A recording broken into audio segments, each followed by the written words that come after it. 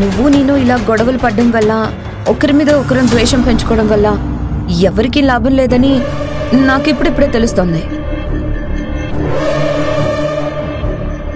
ఓహో, చాలా మంచిది. ఆఖరికి కాస్తైనా రియలైజ్ అయ్యావన్నమాట.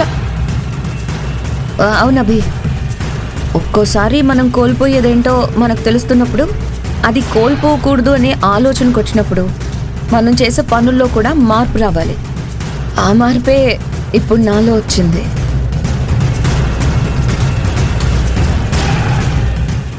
ఆ ముసలోళ్ళిద్దరినీ నువ్వు ఎక్కడ దాచావు అభి? వాళ్ళ గురించి ఇప్పుడు నీకెందుకు?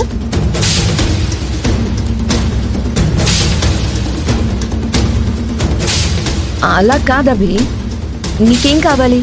నేను రాహుల్ మీద పెట్టిన కేసు వెనక్కి తీసుకోవాలి. నాకేం కావాలి?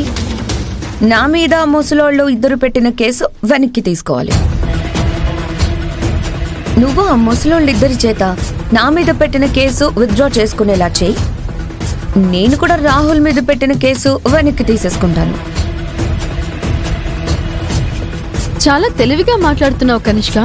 ఆ పెద్దాయన నీ మీద పెట్టిన కేసు వెనక్కి తీసుకోవాలి అంటే వాళ్ళ దగ్గర నువ్వు తీసుకున్న ల్యాండ్ వాళ్ళకి తిరిగివ్వాలి.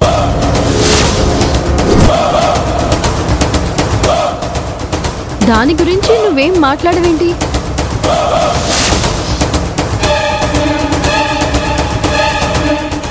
అడిగేది నిన్నే కనిష్క.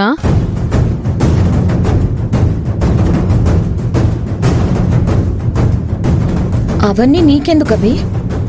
నీకు నీ భర్త ముఖ్యం. తనని బయటికి విడిపించే మార్గం నేను చూపించాను. అయినా నీకు ఇంకేం కావాలి? న్యాయం కావాలి. ఆ ముసలి దంపతులిద్దరికీ న్యాయం కావాలి. వాళ్ళ దగ్గర నుంచి నువ్వు తీసుకున్న ల్యాండ్ మళ్ళీ వాళ్ళ చేతికి వెళ్ళాలి. సరే అభి, నేను అర్థం చేసుకోగలను. వాళ్ళ ల్యాండ్ వాళ్ళకి తిరిగి ఇచ్చేస్తాను. ఇప్పుడు ఓకేనా? ఏదో మాట వరుసకంటున్నావా లేక నిజంగానే చెప్తున్నావా? నిజంగానే చెప్తున్నాను అభి. రేపు ఉదయం రాహుల్ మీద పెట్టిన కేసుని నేను విత్డ్రా చేసుకుందాం అనుకుంటున్నాను.